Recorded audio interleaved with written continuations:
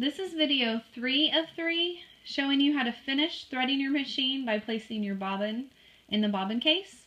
I'm going to assume that you have already properly threaded the top portion of your machine. The last step was to put your thread through the needle, going from the front of the needle to the back. So what I'm going to do next, I'm going to take that thread, and there's a little slit on top of your presser foot. I'm going to put my thread that's coming from the needle underneath that slit in the presser foot. And most often when you're sewing, you're going to end up with your thread hanging off the back of your presser foot coming out of that little slit. So to put my bobbin in, I'm going to take the cover off by sliding this over to the right side. My bobbin cover will pop off. I can just take it and sit it down for just a second. Then what I need to do is I need to look at my bobbin and identify where the end of it is, the tail of it. And it needs to look like this. Looks somewhat like a P.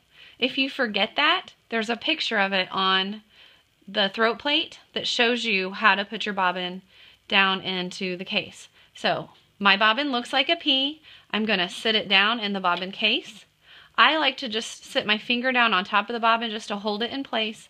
But what I need to do next is follow this arrow right here. There's a slot. My thread's going to go through that slot, and then it's going to follow this track, this little path, until it gets to the end.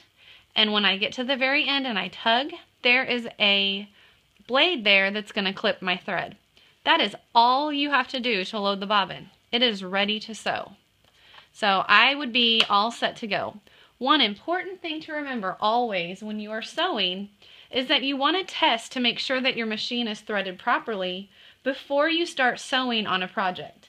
Because if I have, this is just a scrap fabric, if I sew on it and I realize that my machine is not threaded correctly, I can just rethread it and try again. But if this was my actual project and I hadn't done a sample seam, and then I realize that my machine is improperly threaded, then I'm going to have to tear out all of those stitches, and that is no fun. So we always want to use a scrap fabric first.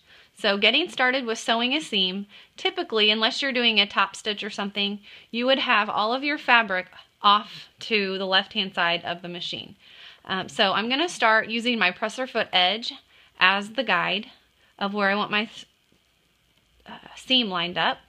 And I'm just going to slide my fabric underneath in place.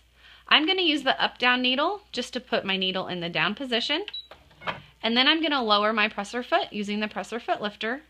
Next thing I need to do is put my foot on the foot pedal, and I'm going to stitch forward about 3 stitches, and then I'm going to reverse back to the end of the fabric.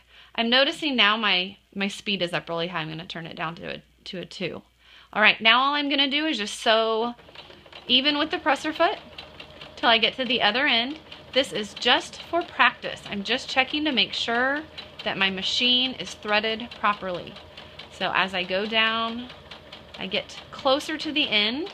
What I'm going to do is slow down. When I get to the end, I'm going to hit the reverse button again, put my foot down on the pedal, reverse about 3 stitches, and then forward until I get to the end of the fabric. My last couple of steps would be to hit the needle up button, and then I can lift up my presser foot.